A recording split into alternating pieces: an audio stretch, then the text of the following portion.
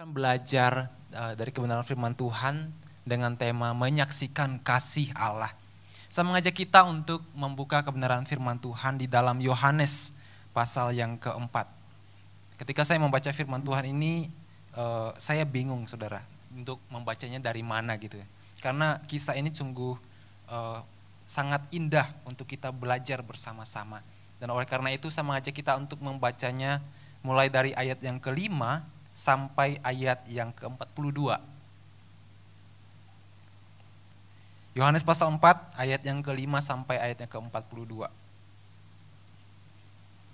Bapak Ibu dapat memperhatikan di dalam Alkitab masing-masing, saya akan membacakan untuk kita semua. Yohanes pasal 4 ayat yang kelima sampai yang 42.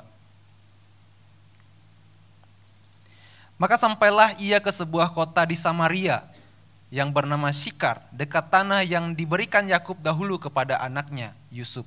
Di situ terdapat sumur Yakub. Yesus sangat letih oleh perjalanan. Karena itu ia duduk di pinggir sumur itu. Hari kira-kira pukul 12. Maka datanglah seorang perempuan Samaria hendak menimba air. Kata Yesus kepadanya, "Berilah aku minum." Sebab murid-muridnya telah pergi ke kota membeli makanan. Maka kata perempuan Samaria itu kepadanya, "Masakan engkau seorang Yahudi meminta minum kepadaku, seorang Samaria? Sebab orang Yahudi tidak bergaul dengan orang Samaria." Jawab Yesus kepadanya, "Jikalau engkau tahu tentang karunia Allah, dan siapakah dia yang berkata kepadamu, berikanlah aku minum. Niscaya engkau telah meminta kepadanya, dan ia telah memberikannya kepadamu air hidup." Kata perempuan itu kepadanya, "Tuhan, engkau tidak punya timba dan sumur ini amat dalam. Dari manakah engkau memperoleh air hidup itu? Adakah engkau lebih besar daripada bapa kami Yakub yang memberikan sumur ini kepada kami dan yang telah meminum sendiri dari dalamnya, ia serta anak-anaknya dan ternaknya?" Jawab Yesus kepadanya, "Barang siapa minum air ini, ia akan haus lagi. Tetapi barang siapa minum air yang akan kuberikan kepadanya, ia tidak akan haus untuk selama-lamanya. Sebaliknya, air yang akan kuberikan kepadanya akan menjadi mata air di dalam dirinya, yang terus-menerus memancar sampai kepada hidup yang kekal." Kata perempuan itu kepadanya, "Tuhan, berikanlah aku air itu, supaya aku tidak haus dan tidak usah lagi ke sini untuk menimba air." Kata Yesus kepadanya, "Pergilah, panggillah suamimu dan datang ke sini." Kata perempuan itu, "Aku tidak mempunyai suami." Kata Yesus kepadanya, "Tepat katamu bahwa engkau tidak mempunyai suami, sebab engkau sudah mempunyai 5 suami, dan yang ada sekarang padamu bukanlah suamimu. Dalam hal ini engkau berkata benar." Kata perempuan itu kepadanya, "Tuhan, nyata engkau padaku bahwa engkau seorang nabi. Nenek moyang kami menyembah di gunung ini, tetapi kamu katakan bahwa Yerusalemlah tempat orang menyembah." Kata Yesus kepadanya, "Percayalah kepadaku, hai perempuan, saatnya akan tiba bahwa kamu akan menyembah Bapa bukan di gunung ini, bukan juga di Yerusalem. Kamu menyembah apa yang tidak kamu kenal, kami menyembah apa yang kami kenal, sebab keselamatan datang dari bangsa Yahudi. Tetapi saatnya akan datang dan sudah tiba sekarang, bahwa penyembah-penyembah benar akan menyembah Bapa dalam roh dan kebenaran, sebab Bapa menghendaki penyembah-penyembah demikian. Allah itu roh, dan barang siapa menyembah Dia harus menyembahnya dalam roh dan kebenaran." Jawab perempuan itu kepadanya, "Aku tahu bahwa Mesias akan datang, yang disebut juga Kristus. Apabila ia datang, ia akan memberitakan segala sesuatu kepada kami." Kata Yesus kepadanya, "Akulah Dia yang sedang berkata-kata dengan engkau." Pada waktu itu datanglah murid-muridnya, dan mereka heran bahwa ia sedang bercakap-cakap dengan seorang perempuan. Tetapi tidak seorang pun yang berkata, "Apa yang engkau kehendaki?" atau "Apa yang engkau percakapkan dengan dia?" Maka perempuan itu meninggalkan tempayannya di situ, lalu pergi ke kota dan berkata kepada orang-orang yang di situ, "Mari lihat, di sini ada seorang yang mengatakan kepadaku segala sesuatu yang telah kuperbuat. Mungkinkah dia Kristus itu?"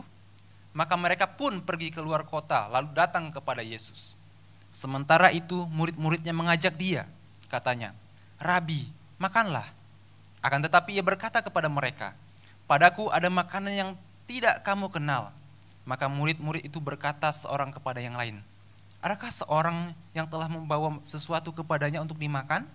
Kata Yesus kepada mereka, "Makananku yang melakukan kehendak Bapa yang mengutus aku dan menyelesaikan pekerjaannya.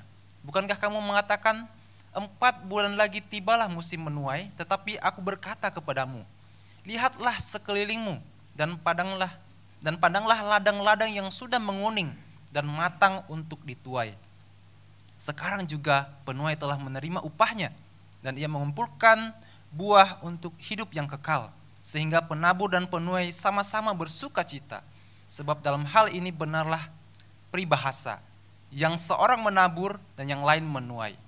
Aku mengutus kamu untuk menuai apa yang tidak kamu usahakan. Orang-orang lain berusaha dan kamu datang memetik hasil usaha mereka." Dan banyak orang Samaria dari kota itu telah menjadi percaya kepadanya karena perkataan perempuan itu yang bersaksi, "Ia mengatakan kepadaku segala sesuatu yang telah kuperbuat." Ketika orang-orang Samaria itu sampai kepada Yesus, mereka meminta kepadanya supaya ia tinggal pada mereka, dan ia pun tinggal di situ 2 hari lamanya. Dan lebih banyak lagi orang menjadi percaya karena perkataannya, dan mereka berkata kepada perempuan itu, "Kami percaya, tetapi bukan lagi karena apa yang kau katakan, sebab kami sendiri telah mendengar dia, dan kamu tahu bahwa dialah benar-benar juru selamat dunia." Sedemikian jauh pembacaan firman Tuhan. Berbahagialah kita yang membaca, merenungkan, serta melakukannya di dalam kehidupan kita hari lepas hari. Bapak Ibu yang terkasih dalam Tuhan, pada bulan ini, bulan Mei, kita masuk kepada tema yaitu murid yang bermisi. Kalau kita membahas tentang misi, mungkin di dalam pikiran kita terbayang bagaimana kita mengusahakan memberitakan Injil ke pedalaman, menjangkau jiwa-jiwa di sana, dan lain sebagainya. Ya, itu memang itu adalah hal yang sangat penting untuk kita lakukan, bahkan seharusnya demikian. Tetapi bermisi tidak hanya berbicara tentang bagaimana kita menjangkau jiwa-jiwa di pedalaman sana, yang jauh di sana. Tetapi bermisi juga bagaimana kita menyaksikan kasih Allah bagi orang di sekitar kita, yang mungkin mereka berputus asa, hidupnya seakan terhilang. Dan kalau kita tahu orang tersebut mungkin belum mengenal atau belum mengetahui pengharapan yang ada di dalam Kristus, mereka juga adalah orang-orang yang perlu kita jangkau. Mereka adalah orang-orang yang perlu mendengarkan kasih Allah. Melalui siapa? Melalui kita. Ini adalah pembahasan kita pada bulan ini. Dan ketika kita melihat atau mendengar fakta bagaimana kehidupan orang Kristen selama ia hidup, mungkin tidak semua, tetapi kebanyakan, mungkin banyak orang Kristen belum mau memberitakan kebenaran, menceritakan kasih Allah kepada orang lain di dalam kehidupannya. Mungkin tidak semua, tetapi ada banyak orang-orang Kristen yang demikian. Belum berani, masih sungkan memberitakan kasih Allah kepada orang-orang di sekitarnya. Pada waktu lalu ketika saya membaca di grup WhatsApp Youth GKI Karawaci, saya tersentak dengan pernyataan dari seorang pemuda di situ, di chat grup gitu ya. Ini mengingatkan saya, membuat saya berpikir, berefleksi. Kurang lebih pernyataannya demikian. Seringkali komunitas kita atau komunitas itu tidak membicarakan tentang kebenaran karena takut menyinggung. Ia katakan demikian, kalimat pertamanya. Seringkali komunitas tidak membicarakan kebenaran karena takut menyinggung. Kemudian ada kalimat keduanya. Mental orang sekarang lembek-lembek, gampang sekali tersinggung. Orang Kristen pun sama. Jadi ada dua perspektif yang dikasih tahu di dalam bagian ini, pesannya. Yang pertama, orang Kristen itu jarang membicarakan kebenaran karena takut menyinggung. Yang kedua, orang Kristen itu terkadang juga sangat mudah tersinggung ketika diberitahu tentang satu kebenaran. Nah, lalu saya berpikir tentang dua kalimat ini. Iya ya, terkadang bahkan saya sendiri juga sangat sulit untuk membicarakan hal-hal terkait dengan kebenaran di luar dari orang gereja atau orang Kristen. Kalau saya gambarkan hal ini seperti ada ilustrasi yang saya temukan di Instagram ya, tentang gambar King Kong begitu. Sebenarnya yang aslinya itu bukan gambar King Kong ya, tapi ini saya reka ulang, saya ambil sendiri gitu. Ya, gambar pertama itu gambaran ketika aku menceritakan Alkitab kepada orang di gereja. Seakan-akan itu adalah hal yang nyata, sangat bersemangat, berimajinasinya sangat kuat, menggebu-gebu.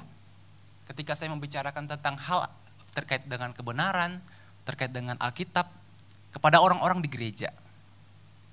Nah, kemudian gambar yang kedua, ini adalah gambar yang menyatakan atau menggambarkan ketika aku menceritakan Alkitab kepada orang di luar gereja.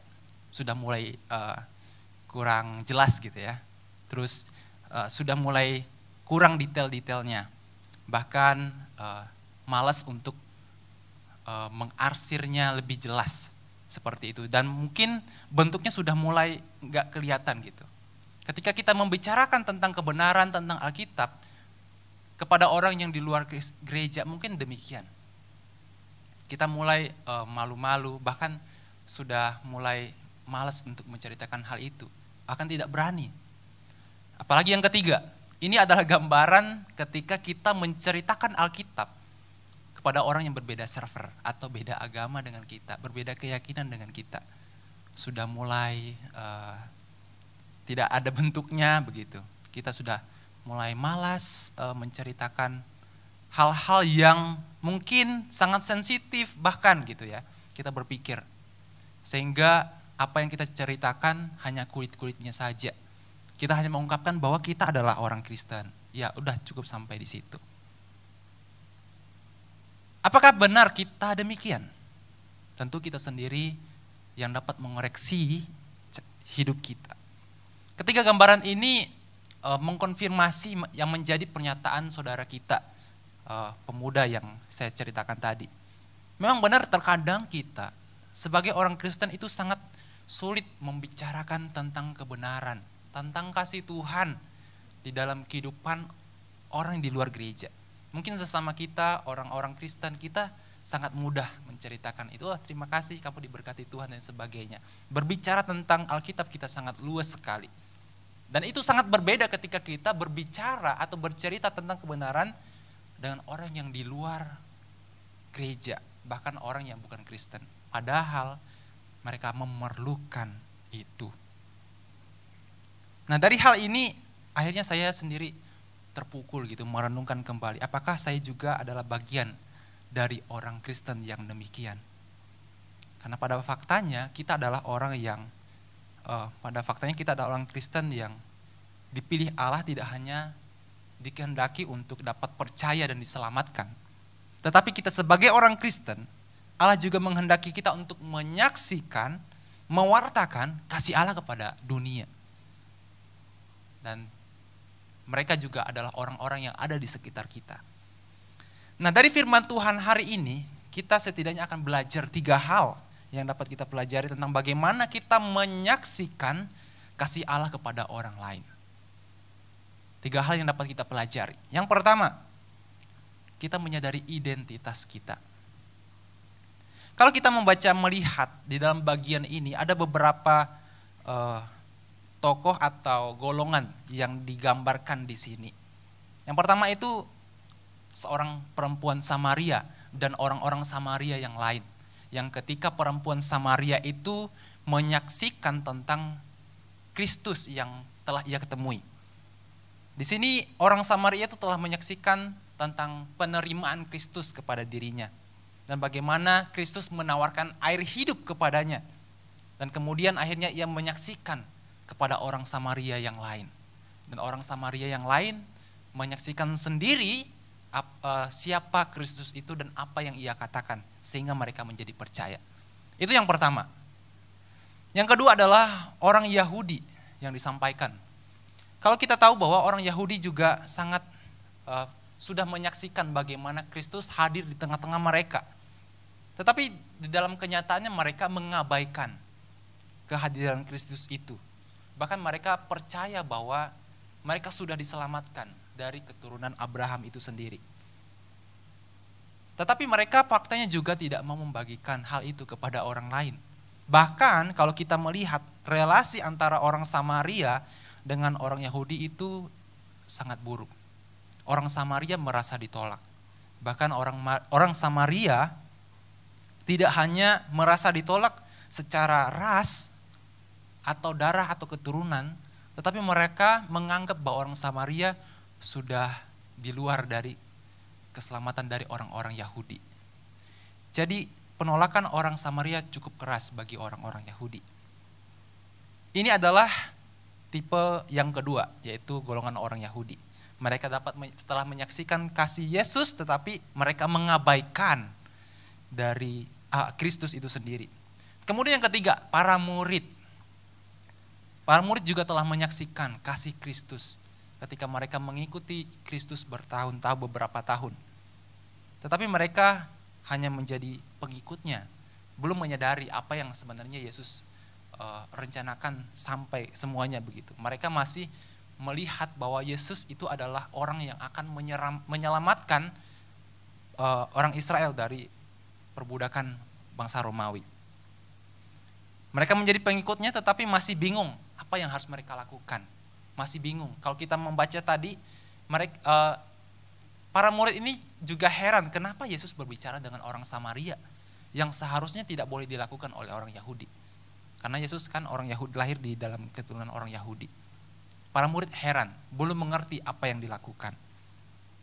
Tetapi kalau kita melihat apa yang menjadi perspektif Yesus di sini, Yesus melakukan apa yang menjadi kehendak Bapa. Bahkan ia lebih mengutamakan bagaimana orang Samaria dapat menerima keselamatan daripada Tuhan.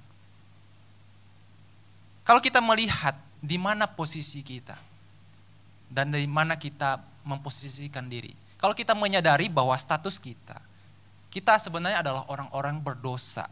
Sama seperti orang Samaria ini yang sebenarnya tidak layak menerima keselamatan dari Tuhan, tetapi akhirnya diselamatkan. Dipilih Tuhan untuk diselamatkan. Tetapi terkadang kita sama seperti orang Yahudi, bahkan sama seperti para murid. Kita sudah nyaman dengan ketika kita diselamatkan, lalu kita mungkin tidak berpikir untuk membagikan itu kepada orang lain. Atau mungkin kita sama seperti para murid yang masih bingung, apa sih yang harus saya lakukan sebagai seorang Kristen? Sebagai pengikut Kristus. Padahal Kristus menginginkan bahwa kita juga perlu menyatakan kasih kita kepada orang-orang yang belum mengenal Tuhan. Secara khusus di sini adalah orang-orang Samaria. Sebenarnya kita adalah orang Samaria, status kita sebagai orang Samaria yang tidak layak menerima kasih Tuhan, tetapi kita dipilih dan seharusnya kita sama seperti apa yang dilakukan oleh orang Samaria juga, yaitu menyaksikan kasih Allah yang telah dinyatakan kepada dirinya. Ia menyadari bahwa identitasnya sebagai orang Samaria pada waktu itu sebenarnya sudah hopeless, tidak punya pengharapan. Bahkan mereka sebenarnya bingung dengan orang Yahudi karena menganggap mereka tidak layak untuk menyembah Tuhan gitu. Bahkan tempat mereka tidak seperti tempatnya orang Yahudi di Yerusalem. Makanya sebenarnya mereka ini dalam perasaan bahwa mereka bingung akan identitas mereka. Mereka pasrah akan identitas mereka, tetapi mereka juga penuh dengan pengharapan akan Mesias yang akan datang menyampaikan kebenaran yang sesungguhnya. Nah, di dalam bagian ini Yesus datang memberikan harapan, di mana akhirnya ia merasa diterima oleh Tuhan Yesus di sini dan akhirnya ia membagikan hal itu kepada orang lain. Ia menyadari identitasnya sebagai orang yang tidak layak tapi akhirnya diberikan anugerah. Dan ia mengetahui ada orang lain juga, ada banyak rekan-rekan dia juga yang perlu mengetahui hal tersebut. Dan ia menceritakan hal itu kepada orang lain. Sehingga orang-orang Samaria pada waktu itu mengenal Tuhan. Mengenal Tuhan meskipun ada banyak risiko sebenarnya ketika ia menceritakan hal itu kepada orang-orang Samaria. Belum tentu orang-orang Samaria itu percaya. Ya memang pada akhirnya mereka percaya. Bahkan orang-orang Samaria mengatakan, kami percaya bukan karena perkataanmu saja, tetapi kami sendiri merasakannya. Nah, ini adalah hal yang pertama yang perlu kita sadari atau kita miliki sebagai orang Kristen. Menyadari identitas kita, sama seperti seorang Samaria.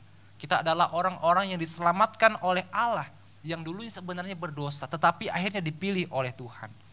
Hal itu yang menjadi dasar bagi kita juga untuk membagikan hal itu kepada orang lain, yang sebenarnya statusnya sama dengan kita. Seperti itu.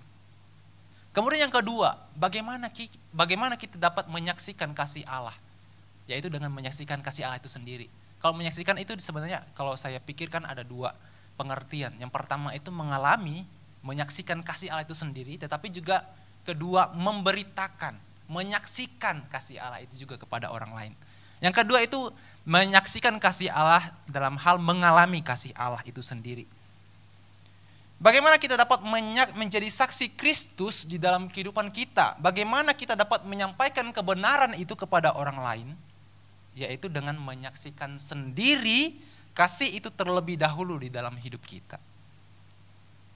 Kasih Allah yang kita alami sendiri dan kemudian kita saksikan kepada orang lain akan menjadikan kita lebih percaya diri dalam menyampaikan kebenaran itu kepada orang lain. Sekalipun orang-orang lain mungkin sulit untuk menerima apa yang kita alami, tentu pasti kita akan tetap berusaha untuk menyampaikannya. Karena kita sendiri telah merasakan dan menyaksikan melalui hidup itu, melalui hidup kita.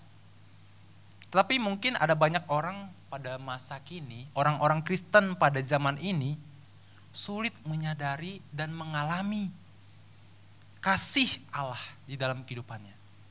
Kenapa? Karena dirinya sendiri tidak pernah menyertakan Allah di dalam hidupnya. Tidak pernah mengandalkan Tuhan di dalam setiap musim hidupnya. Bahkan mungkin mengabaikan kehadiran Tuhan di dalam hidupnya. Sehingga apa yang ia alami, ia rasa itu berjalan seperti apa adanya. Tidak ada yang spesial. Kalaupun ada yang spesial yang Tuhan kasih dan Tuhan kerjakan di dalam hidupnya, akhirnya ia hanya melihat itu bukan dari Tuhan. Dan ia merasa itu hanya pekerjaan dirinya sendiri. Karena ia hanya mengandalkan dirinya sendiri. Bagaimana ia dapat melihat Tuhan kalau dirinya sendiri gak pernah menyertakan Tuhan di dalam hidupnya. Sekalipun Tuhan bekerja di dalam hidupnya, dia akan hanya melihat itu sebagai usahanya sendiri. Dan ia tidak peka bahwa apa yang terjadi di dalam hidupnya adalah pekerjaan Tuhan. Yang kedua, bagaimana kita dapat menyatakan kasih Tuhan kepada orang lain? Ya dengan kita mengalami kasih itu sendiri di dalam hidup kita. Dengan menyertakan Tuhan di dalam hidup kita, maka kita akan mengalami kasih Tuhan. Sekalipun itu kecil, maka kita akan peka terhadap kasih Tuhan. Dan itu yang dapat kita juga sampaikan kepada orang lain. Kita perlu mengalami kasih Allah di dalam hidup kita. Tentu dengan menyertakan Allah di dalam setiap kehidupan kita. Itu adalah hal yang kedua yang perlu kita lakukan. Sama seperti perempuan Samaria ini. Ia menyaksikan bagaimana ia diterima oleh Tuhan. Bagaimana ia justru ditawarkan keselamatan daripada Tuhan. Yang sebenarnya tidak lumrah orang Yahudi lakukan, tetapi di sini Kristus melakukannya. Ia sendiri mengalami kasih Tuhan. Dan ia menceritakan apa yang ia alami kepada orang lain. Dan yang ketiga, menyaksikan kasih Allah bagi orang lain. Artinya kita membagikan kisah hidup kita, pengalaman kasih Allah yang kita alami kepada orang lain. Saya teringat dengan kisah hidup beberapa orang yang saya pernah saksikan. Ketika saya mendengarkan kisah hidup mereka tentang kasih Tuhan di dalam kehidupan mereka, mereka sangat berkobar-kobar menceritakan hal itu. demi meyakinkan saya. Karena mereka sendiri telah merasakan apa yang telah Tuhan perbuat di dalam kehidupannya. Tentang mujizat yang sederhana yang pernah ia alami di dalam hidupnya. Mungkin ketika kita mendengarkan sesederhana itu, tetapi bagi dia itu adalah hal yang besar yang Allah buat di dalam hidupnya. Dan itu sangat memberkati saya. Dan saya juga sangat bersyukur boleh bertumbuh di keluarga Kristen yang setia. Orang tua mengajarkan tentang kasih Tuhan yang besar bagi saya, sehingga saya juga bertumbuh di dalamnya. Dan itu menjadi bekal bagi saya juga untuk meneladani perjalanan hidup orang tua saya, sekalipun mungkin tidak ada yang sempurna. Tetapi ada hal yang mereka dapat saksikan, kasih Tuhan yang saya lihat melalui hidup mereka, melalui pengalaman rohani mereka. Saya menyaksikan hal itu. Dan saya juga belajar untuk dapat menjadi saksi, menyaksikan perbuatan kasih Tuhan di dalam kehidupan orang-orang di sekitar saya. Nah, dari kisah itu saya juga banyak belajar bagaimana menjadi hidup seorang Kristen. Mungkin itu adalah hal-hal yang sederhana yang dapat kita lakukan di dalam kehidupan kita. Tetapi apakah kita sudah melakukannya? Apakah karena sesederhana itu kita akhirnya tidak melakukannya? Sesederhana itu tetapi seringkali diabaikan oleh orang Kristen, bahkan keluarga-keluarga Kristen bagi anak-anak mereka, bagi cucu-cucu mereka. Bapak Ibu yang terkasih dalam Tuhan, jangan berpikir terlalu jauh untuk memberitakan Injil ke pedalaman-pedalaman. Kalau kita sendiri secara pribadi belum melibatkan Tuhan di dalam kehidupan kita. Karena kalau kita belum melibatkan Tuhan di dalam kehidupan kita, bagaimana kita dapat menyaksikan kasih Tuhan di dalam kehidupan kita? Dan ketika kita belum menyaksikan kasih Tuhan, belum mengalami kasih Tuhan, bagaimana kita dapat menjadi kesaksian bagi orang lain? Hidup kita belum menjadi kesaksian bagi orang lain. Setidaknya kita lakukan itu di tengah-tengah keluarga kecil kita, di tengah-tengah keluarga kita, maupun orang-orang di sekitar kita. Mungkin hanya kita yang dapat mengoreksi relasi kita dengan Tuhan, bagaimana kita mengalami kasih Tuhan di dalam kehidupan kita. Tetapi kalau kita boleh diajukan satu pertanyaan, kasih Tuhan yang mana yang telah kita bagikan kepada orang lain, yang telah kita bagikan kepada anak cucu kita? Kasih Kristus yang mana? Di setiap meja makan kita, apa yang kita bicarakan kepada mereka? Ketika kita ngobrol di kantor, misalnya, apa yang kita bicarakan? Apakah kita pernah memberitakan kasih Kristus itu yang besar? Kasih Kristus yang besar itu kepada mereka?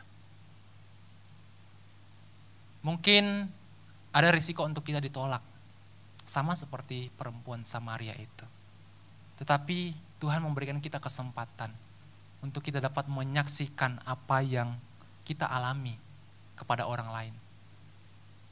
Sehingga orang lain juga akhirnya dapat mengalami sendiri relasi mereka dengan Tuhan. Mengalami sendiri kasih Tuhan di dalam kehidupan mereka. Bisa jadi Tuhan pakai kita juga untuk menyatakan kasih itu kepada mereka. Dan biarlah firman Tuhan hari ini boleh mengingatkan kita untuk dapat menjadi saksi bagi Tuhan melalui kasih yang kita alami dalam hidup kita dan kita bagikan kepada orang-orang di sekitar kita, anak kita, orang-orang di sekitar kita, atau bahkan mungkin kepada orang-orang yang belum percaya kepada Tuhan. Itu akan lebih luar biasa lagi. Mari kita bersatu di dalam doa.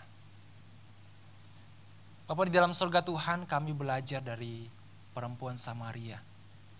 Ia tahu identitasnya sebagai orang berdosa, orang yang tidak layak menerima keselamatan, tetapi Tuhan menganugerahkannya kepada Dia. Dan hal itu juga yang kami alami dalam kehidupan kami ya Tuhan.